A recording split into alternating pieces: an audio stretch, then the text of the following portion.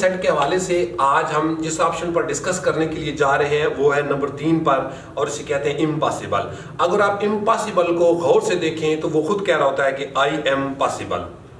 I am possible. इसके बारे में मैं आपको 2 मिसालें दूंगा और 2 छोटी छोटी मिसालें दूंगा। तारिक बिन ज़ियाद जब फतह करने के लिए जाते हैं तो उनके पास जो लश्कर होता है, जो उनके पास फौज होती है, जो उनके पास उनकी आर्मी होती है, वो तादाद में बहुत कम होते हैं, और जो आगे दुश्मन होता है वो तादाद में बहुत ज़्यादा होते हैं। और बज़ाहिर मिशन ये लग रहा है कि ये इम्पॉसिबल है, ये नामुमकिन है।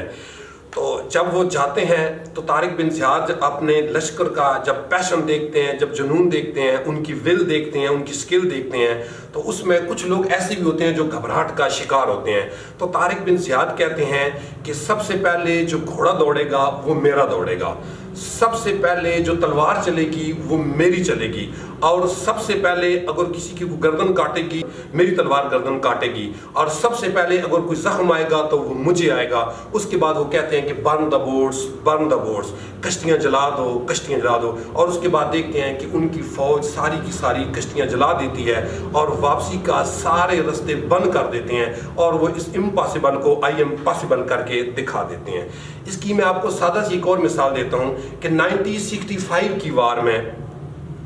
पाकिस्तानी एयरफोर्स के एक पायलट MM आलम,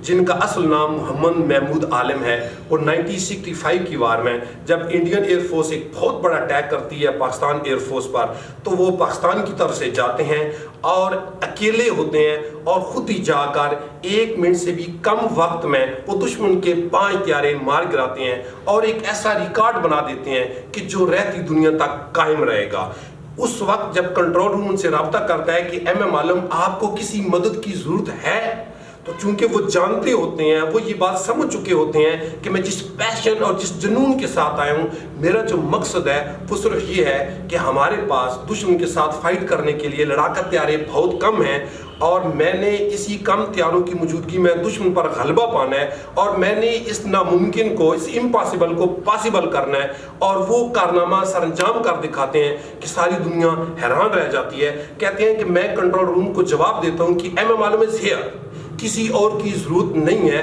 वो पीछे की तरफ मुड़ के नहीं देख रहे थे, क्योंकि वो जानते थे कि मैं एक नामुमकिन को मुमकिन बनाने के लिए आया हूँ। तो इसी के बारे में शायद अलामा साहब ने कहा था कि कोई काबिल हो तो शाने कई देते हैं, ढूंढने वालों को दुनिया भी नहीं देते हैं।